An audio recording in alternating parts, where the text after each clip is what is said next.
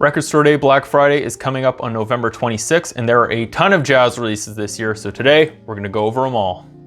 First one is A Gift to Pops, The Wonderful World of the Louis Armstrong All-Stars. This is a Record Store Day exclusive on the Verve label. It is a parallel grooves record where a normal record, you would drop the needle and it would play one song after the other. With a parallel groove record, depending on where you drop the needle, you'll get a different song. So on each side of the record, you have a different song. You have What a Wonderful World and Swing That Music. If you drop the needle in one spot, you will get the Louis Armstrong original. If you drop the needle in a different spot, you will get a modern reinterpretation. So quite a gimmicky record. They've done a few of these in the past for other record store days, but it's kind of a neat release. Next, we have Chet Baker's Albert's House. This is Record Store Day first, meaning that it will get a larger release later on. There are 1,300 copies on the Liberation Hall record. This is the first time this has been reissued on vinyl, I believe, ever. I think there might have been some pressings kind of early on. Kind of a weird record. This is right when Chet Baker was recovering from getting his teeth smashed in. He was learning how to play the trumpet again. Performances not totally great on this album. Music's okay. I don't know who would buy this other than a huge Chet Baker enthusiast. I'd get kind of worried that someone who doesn't know a lot about jazz but knows the Chet Baker name picks this up thinking it's going to be really good and be disappointed.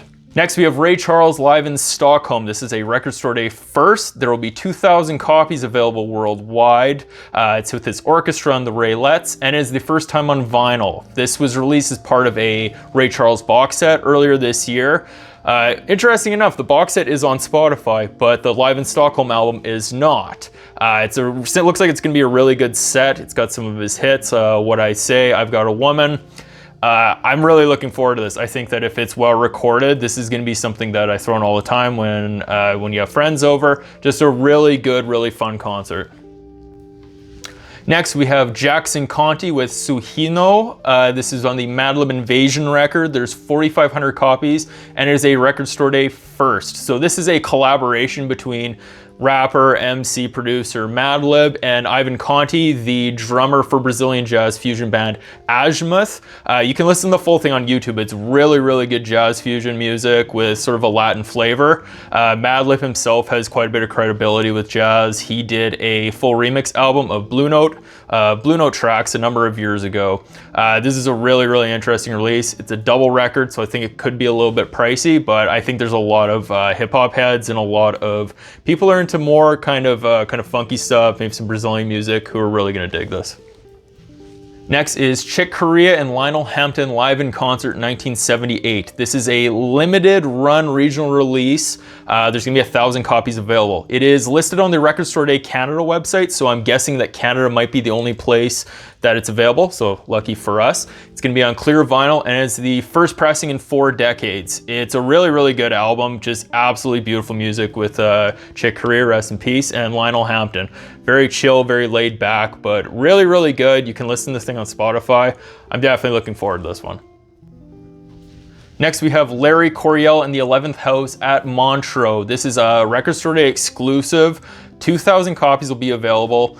This hasn't been released in a long time on vinyl. It's not super hard to find, but they're really giving it a nice deluxe packaging, a nice treatment. It's gonna be on a double split of red and yellow vinyl in this kind of heavyweight jacket. It'll have an obi strip. Really, really good performance by an awesome guitar player. Should be a very cool release. Next is one of the biggest head scratchers of Record Store Day Black Friday, and that is Miles Davis's Live Evil. So Miles Davis often gets some really interesting stuff that's unreleased, hard to find, some never before heard stuff that gets put out specifically for Record Store Day. But this year they decided to put 10,550 copies of Live Evil for the 50th anniversary. Live Evil is not that hard to find. I don't actually own a copy, so I might end up grabbing it, but vintage copies aren't hard to find. Music on Vinyl did a reissue a few years ago. The only real advantage of this one is that it will be on a teal color vinyl, which could be pretty cool. But anyway, it's Miles. It's a great album from his fusion period, so it's Live Evil. It's still good.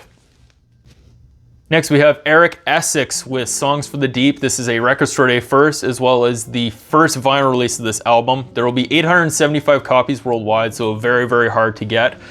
This was Eric's album that he put out last year.